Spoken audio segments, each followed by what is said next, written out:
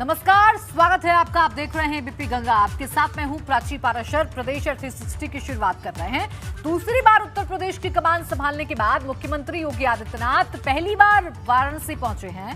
अपने 2 दिन के दौरे पर वाराणसी पहुंचे मुख्यमंत्री योगी आदित्यनाथ ने रात में काशी विश्वनाथ कॉरिडोर में पहुंचे और बाबा विश्वनाथ की पूजा अर्चना की। इसके पहले मुख्यमंत्री योगी आदित्यनाथ काल भैरव मंदिर भी पहुंचे और वहां पर बाबा काल भैरव के दर्शन और पूजा की। वहीं वाराणसी पहुंचते ही शनिवार की शाम को मुख्यमंत्री योगी आदित्यनाथ ने वाराणसी के अफसरों के साथ जिले में चल रहे विकास कार्यों की समीक्षा बैठक की। इस बैठक में वाराणसी पुलिस के आला अफसर भी मौजूद थे, जिनसे सीएम योगी ने वाराणसी की कानून व्यवस्था की जानकारी ली। साथ ही कल वाराणसी में नेपाल के प्रधानमंत्री के दौरे को देखते हुए सुरक्षा की तैयारियों की भी जानकारी ली। अपने वाराणसी दौरे के दूसरे दिन यानी कल मुख्यमंत्री योगी आदित्यनाथ नेपाल के प्रधानमंत्री की अगवानी करने वाले हैं और दिन भर सीएम योगी नेपाल के प्रधानमंत्री के साथ ही मौजूद हैं।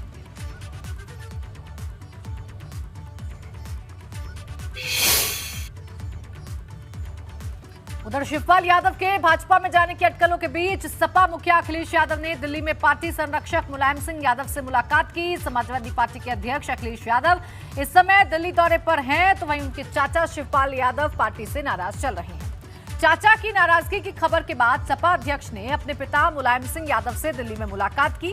वो थोड़ी ही देर में दिल्ली से लखनऊ के लिए भी रवाना होंगे। बता दें कि चाचा शिवपाल यादव अखिलेश से नाराज चल रहे हैं और वो भी सपा संरक्षक मुलायम सिंह यादव से मुलाकात कर चुके हैं।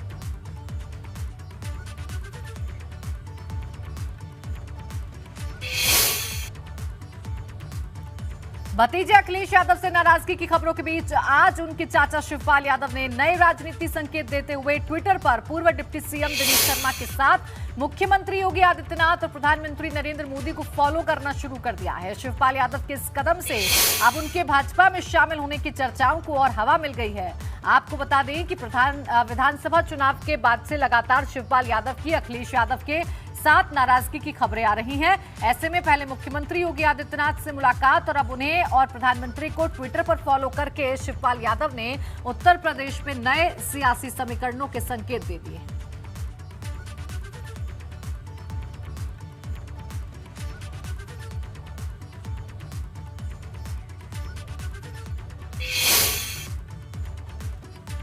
चार दिनों की शिवपाल यादव की सियासत को अगर आप समझना चाहते हैं तो हम आपको 2 तस्वीरों के जरिए समझाएंगे किस तरीके से शिवपाल यादव लगातार चर्चाओं में बने हुए हैं और सियासी बाजार में अब कैसे अटकलें लग रही हैं। आइए आपको दिखाते हैं। 30 मार्च को शिवपाल यादव योगी आदित्यनाथ से सीएम आवास जाकर मिले और आज ट्विटर पर पीएम सीएम योगी और डॉक्टर दिनेश शर्मा को उन्होंने फॉलो कर दिया है, पर्सनली फॉलो किया है, उनकी पर्सनल आईडी को फॉलो किया है, जिसके बाद अब ये कयास लगाए जा रहे हैं कि क्या भाजपा के होने वाले हैं शिवपाल यादव, क्योंकि अपने घर में अपने भतीजे से वो नाराज चल रहे हैं, खुलकर अपनी नाराजगी जाहिर कर चुके हैं और लगातार उनकी जो नजदीकी है वो बीजेपी के बड़े नेताओं से देखी जा सकती है और अब ट्विटर पर फॉलो करना कहीं ना कहीं बड़े सियासी घटनाक्रम की तरफ इशारा कर रहा है।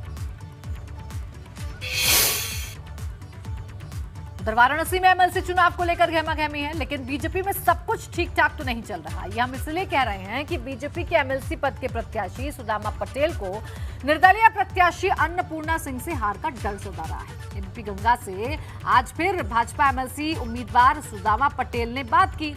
सुदामा पटेल ने कहा कि पार्टी का संगठन तो मेरे साथ है, लेकिन पदाधिकारी मेरा साथ नहीं दे रहे।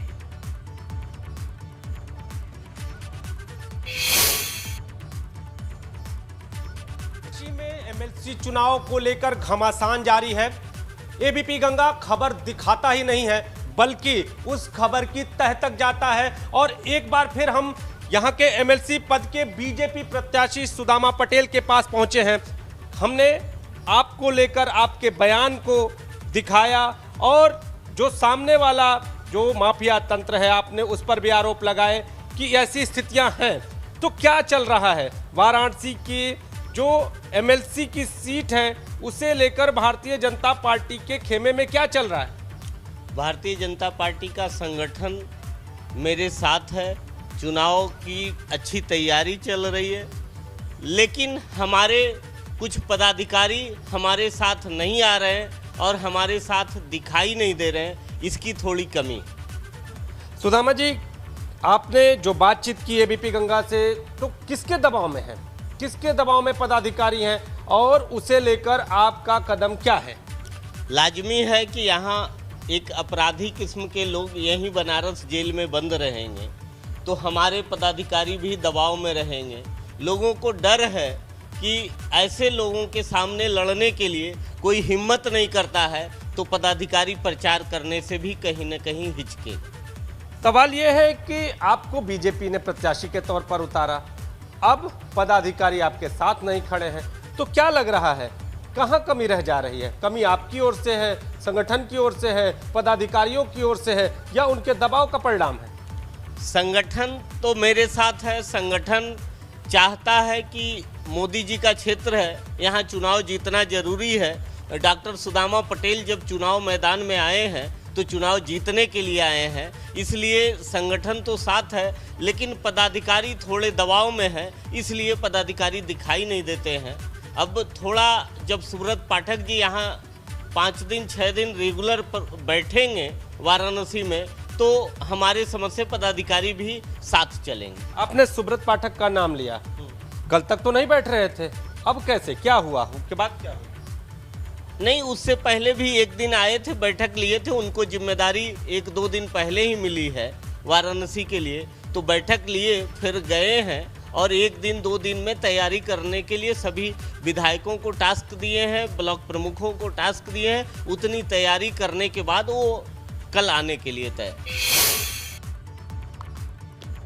गाजियाबाद से खबर है, जहां लोनी के बीजेपी विधायक नंदकिशोर गुर्जर ने लोनी तहसील के अधिकारियों और कर्मचारियों पर निजी लोगों से सांठगांठ करने और भ्रष्टाचार में लिप्त रहने का आरोप लगाया। विधायक नंदकिशोर गुर्जर ने मीट की सभी दुकानों को नवरात्र खत्म होने तक पूरी तरह से बंद करने को लेकर भी अधिकारियों से मांग की। इसके लिए बाकायदा अधिकारियों को पत्र भी लिखा गया। अभी जैसे नववर्ष शुरू हुआ है, हिंदू नववर्ष, और नवरात्रि भी साथ में शुरू हुए हैं, तो नियम है कि मास्क की दुकानें बंद कर दी जाती हैं जी। और लोनी में तो वैसे भी एक ऑर्डिनेंस लगता है जी। तो हमने पहले भी अवगत कराया, कोई नई बात नहीं है जी। अधिकारी कई बार ऐसे आते हैं जो कहीं ना कहीं मिली भगत कर लेते हैं और बार बार नियम तोड़ते हैं, तो हमने जो कानून के तहत जो कार्रवाई है उसे करने के लिए कहा है। मुझे उम्मीद है कि आज शाम तक वो सब दुकानें बंद करा करके अधिकारी हम अवगत कराएंगे। पूर्व मंत्री और बरेली की भोजीपुरा विधानसभा से समाजवादी पार्टी के नवनिर्वाचित विधायक शहजील इस्लाम के बिगड़े बोल इन दिनों चर्चा का विषय बने हुए हैं। दरअसल शहजील इस्लाम का समाजवादी पार्टी की ओर से सम्मान समारोह के कार्यक्रम का आयोजन किया गया था। यहां पर भाजपा सरकार पर निशाना साधते साधते उसके मुंह से निकला कि आवाज उनके मुंह से निकलेगी तो हमारी भी बंदूकों से धुआं नहीं निकलेगा बल्कि गोलियां ही निकलेंगी। वो दिन चले गए जब उनकी तानाशाही चलती थी। एक मजबूत विपक्ष उत्तर प्रदेश के अंदर मौजूद है और एक हमारे हर्ष अजीज नेता जो कि बब्बर शेर है अखिलेश यादव, वो भी आपके सामने, तो अगर उसके मुंह से भी अगर आवाज निकलेगी तो हमारी भी बंदूकों में से आधी सोई धुआं नहीं निकलेगा, गोली निकलेगी, बताना चाह रहा हूं। और बड़ी खबर यह है कि बुलंदशहर में आज जो लूट हुई है, बैंक लूट, उसका सीसीटीवी फुटेज सामने आ गया है। नकाबपोशों ने दिन दहाड़े बैंक से 18 लाख रुपए लूटे। सीसीटीवी फुटेज में हथियारों के साथ आरोपी नजर आए। हथियारों के दम पर बैंक से 18 लाख रुपए की लूट की गई है। तो ये इस वक्त की बड़ी खबर आपको बता दें। सीसीटीवी फुटेज जो है वो सामने आ गया। ये देखिए तस्वीरें हम आपको दिखा रहे हैं, ये वो सीसीटीवी फुटेज है जिसमें बेखौफ बदमाश आपको नजर आ जाएंगे। नकाबपोश बदमाश हैं, फिल्मी अंदाज में बैंक में लूटपाट करते हुए नजर आ रहे हैं। फिल्मी ऐसा लग रहा है मानो जैसे कोई फिल्म का सीन चल रहा हो। ये देखिए, ये जो लाल घेरे में शख्स है यही बदमाश है। सबको डराकर धमकाकर 18 लाख रुपए की लूट बदमाशों की तरफ से की गई है। दिन दहाड़े ये जो नकाबपोश बदमाश हैं ये आज बैंक में दाखिल हुए और फिर बैंक में किस तरीके से दहशत का माहौल इन बदमाशों ने पैदा किया वो आप इन तस्वीरों को देखकर अंदाजा लगा सकते हैं। फिल्मी अंदाज में बदमाशों ने आज बैंक को लूटा है। 18 लाख रुपए की लूट की गई है। हथियारों से लैस बदमाश नजर आ रहे हैं। डरा धमकाकर 18 लाख रुपए लूटकर बदमाश मौके से फरार हो गए। अभी तक पुलिस के हाथ खाली हैं। सीसीटीवी फुटेज जरूर सामने आया है लेकिन अभी तक बदमाशों का कोई सुराग नहीं लग पाया है पुलिस के हाथ। अभी तक पुलिस के हाथ खाली नजर आ रहे हैं। तो आज पश्चिम उत्तर प्रदेश से दो ऐसी ही खबरें सामने आई। एक खबर गाजियाबाद से तो एक खबर बुलंदशहर से सामने आई, जहां बेखौफ अंदाज में बदमाशों ने दिन दहाड़े बैंक में घुसकर लूटपाट की।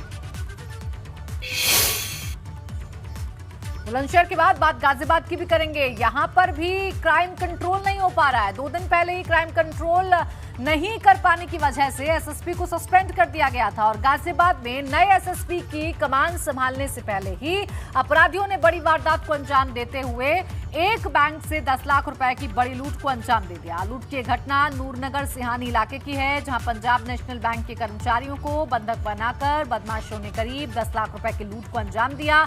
जानकारी के मुताबिक दिन में 4 नकाबपोश बदमाश पीएनबी बैंक की नूरनगर सिहानी शाखा में घुस गए और हथियार के बल पर 10 लाख रुपए लूट लिए। वहीं लूट की वारदात की खबर मिलते ही पुलिस महकमे में हड़कंप मच गया। मौके पर पहुंची पुलिस मामले की जांच कर रही है और बैंक शाखा को सील कर दिया गया है।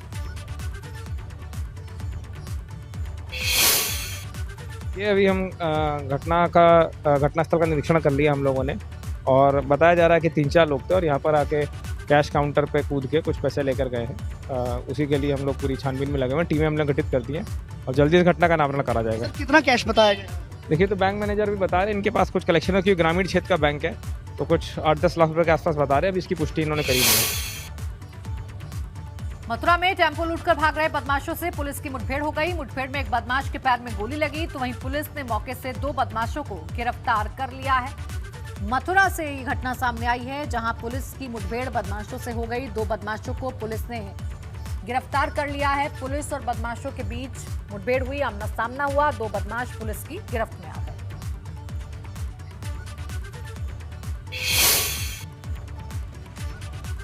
इधर लखनऊ में सीएम योगी के निर्देश पर पुलिस की पेट्रोलिंग शुरू हो गई। राजधानी लखनऊ की सड़कों पर पेट्रोलिंग करते दिखे पुलिस अधिकारी। DCP central jail Aparna Kaushik ने टीम के साथ 10-90 चौराहे के पास चटोरी गली में पेट्रोलिंग की। यही नहीं, शाम को घूमने निकली लड़कियों, छात्राओं, महिलाओं से संवाद किया। डीसीपी ने लड़कों से भी रुककर बातचीत की। जो बिना हेलमेट मिले उन्हें भी पुलिस ने हिदायत दी।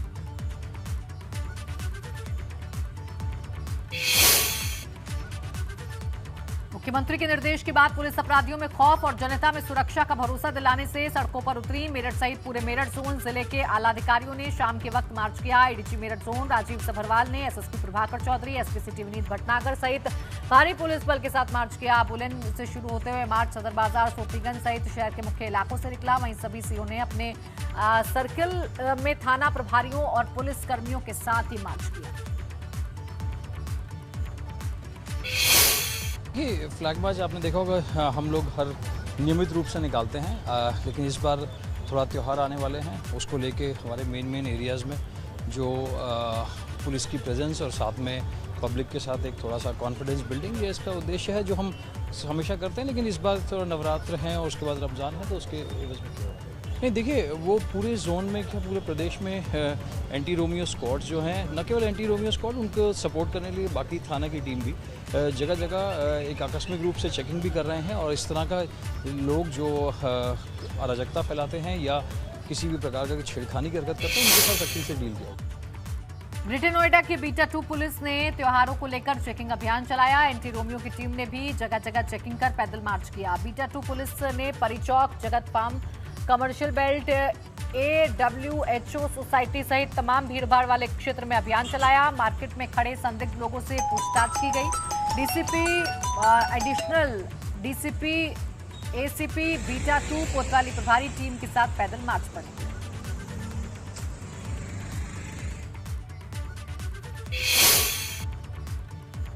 कानपुर में असलहा लाइसेंस में बड़ा फर्जीवाड़ा सामने आया, जहां पर एसआईटी 41,000 असलहा लाइसेंस की जांच करने जा रही है। दरअसल कानपुर कलेक्ट्रेट में बेहद शातिर तरीके से असलहों का लाइसेंस देने में गोलमाल कर फर्जीवाड़ा किया गया, जिसके बाद प्रशासन में हड़कंप मचा हुआ है। क्या है पूरा मामला, देखिए रिपोर्ट।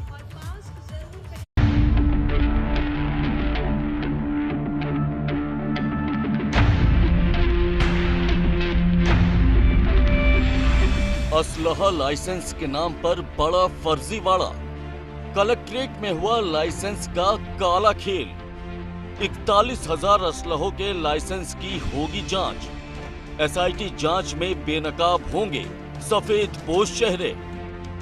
कानपुर में कुछ सफेद पोशों ने असलहा लाइसेंस को भी पैसा कमाने का जरिया बना लिया और असलहा लाइसेंस की आड़ में भ्रष्टाचार का ऐसा जाल बुन दिया जिसने एक दो नहीं बल्कि पूरे 41,000 असलहों के लाइसेंस पर सवालिया निशान खड़े कर दिए।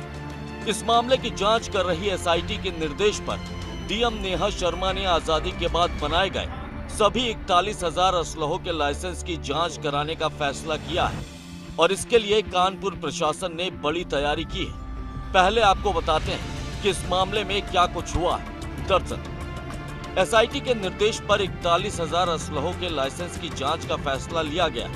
डीएम ने 41,000 असलहों के लाइसेंस की जांच का फैसला किया है। जांच के लिए 4 मजिस्ट्रेट की तैनाती की गई है। कलेक्ट्रेट में 10 कंप्यूटर लगाकर फर्जीवाड़े की तफ्तीश की जाएगी। पूर्व डीएम को असलहा लाइसेंस में फर्जीवाड़े की जानकारी मिली थी।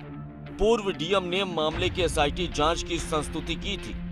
कलेक्ट्रेट से विकास दुबे समेत 171 असलहों की फाइल गायब है। 93 असलहों के फर्जी लाइसेंस बनाने की बात भी सामने आई है। फर्जी ट्रांजिट लाइसेंस के जरिए कलेक्ट्रेट से कारतूस बेचे जा चुके हैं। इन बातों से साफ है कि कानपुर कलेक्ट्रेट में असलहों के लाइसेंस के नाम पर बड़ा गोरख धंधा लंबे वक्त से अंजाम दिया जा रहा था।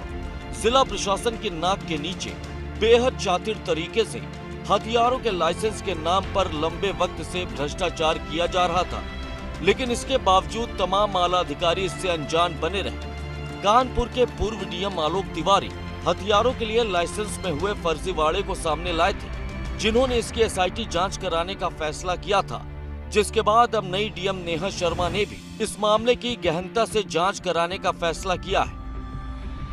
कानपुर जनपद में नगर में जितना जो असलहा थे, जो आर्म्स लाइसेंसेस थे, उन पर कुछ फ्रॉडुलेंट आर्म्स लाइसेंस जारी होने की भी एक शिकायत पूर्व में की गई थी, तो उस पर एसआईटी गठित ऑलरेडी थी।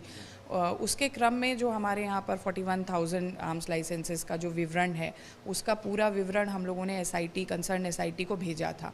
अब क्योंकि उस एसआईटी को भी कुछ सहयोग की अपेक्षा है, तो उसमें हम लोगों ने यहाँ पे जो स्थानीय हमारे एसीएम्स हैं, उनकी एक टीम गठित करके एक एक लाइसेंस को प्रॉपर्ली वेरीफाई, उसके डॉक्यूमेंट्स को प्रॉपर्ली दिखवाना और किस स्तर पर निर्गत हुआ है, क्या हुआ है, उसकी पूरी वेरिफिकेशन, ये कार्रवाई जो है उसको हम लोग करा रहे हैं। एसआईटी ने अपनी शुरुआती जांच में पाया है कि कलेक्ट्रेट के भ्रष्ट कर्मचारियों की मदद से हथियारों के लाइसेंस देने में बड़े पैमाने पर गड़बड़ी और फर्जीवाड़ा किया गया, जिसके बाद अब इंतजार है तो इस मामले के खुलासे का, ताकि इस फर्जीवाड़े के पीछे छिपे चेहरे बेनकाब हो सके और ये पता लगाया जा सके कि कानपुर कलेक्ट्रेट में कितने बड़े पैमाने पर हथियारों के लाइसेंस देने में गड़बड़ी की गई है। लाइसेंस को लेकर होने वाले फर्जीवाड़े की परतों को अब कानपुर जिला प्रशासन आने वाले दिनों में खोलने जा रहा है, क्योंकि फैसला लिया गया है कि आज़ादी से लेकर अब तक जितने भी लाइसेंस दिए गए हैं उनकी बारीकी से एक बार फिर से जांच की जाए। पिछले दिनों असला लाइसेंस को जो फर्जीवाड़ा निकल करके सामने आया था, उसकी एसआईटी जांच हुई थी और एसआईटी ने दस्तावेज जिला प्रशासन से मांगे थे, जिसके बाद ये फैसला किया गया है।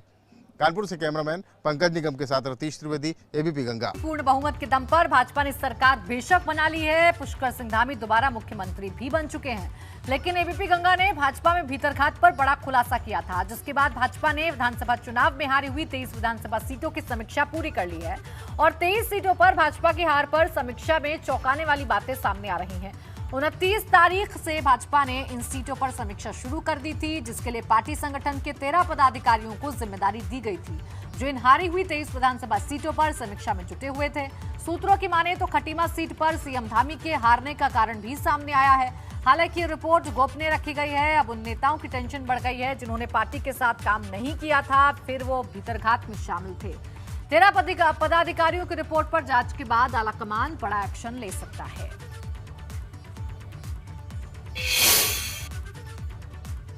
उत्तराखंड के पूर्व मुख्यमंत्री हरीश रावत और कैबिनेट मंत्री सतपाल महाराज के बीच मुलाकात ने उत्तराखंड के सियासी गलियारों में चर्चाओं का बाजार गर्म कर दिया है। दोनों नेताओं की मुलाकात के कई राजनीतिक मायने भी निकाले जा रहे हैं। हालांकि हरीश रावत खुद कह चुके हैं कि ये शिष्टाचार मुलाकात थी। इससे पहले पिछले कुछ दिनों में तमाम नेता हरीश रावत के आवास पर जाकर उनसे मुलाकात कर चुके हैं। पहले मुख्यमंत्री पुष्कर सिंह धामी, फिर विधानसभा अध्यक्ष रितु खंडूरी और उसके बाद भाजपा की 2 महिला विधायक सरिता आर्या और शैला रानी रावत ने भी हरीश रावत से मुलाकात की। लेकिन चर्चाएं उस वक्त शुरू हो गई जब पूर्व मुख्यमंत्री हरीश रावत 9 साल बाद अपने पुराने साथी सतपाल महाराज से मिलने उनके आवास पर पहुंचे।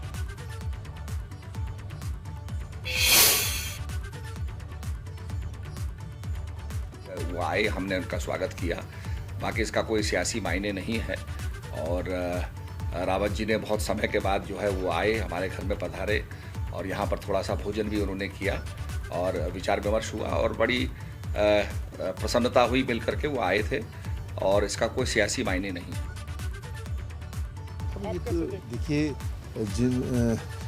जिन्होंने मुलाकात की वही बता सकते हैं कि सामान्य मुलाकात है या कुछ और है, लेकिन इतना मैं ज़रूर कह सकता हूं कि आज भारतीय जनता पार्टी के लोग ये महसूस करते हैं कि रावत जी ही उनका उद्धार कर सकते हैं, इसलिए सब लोग जा रहे हैं।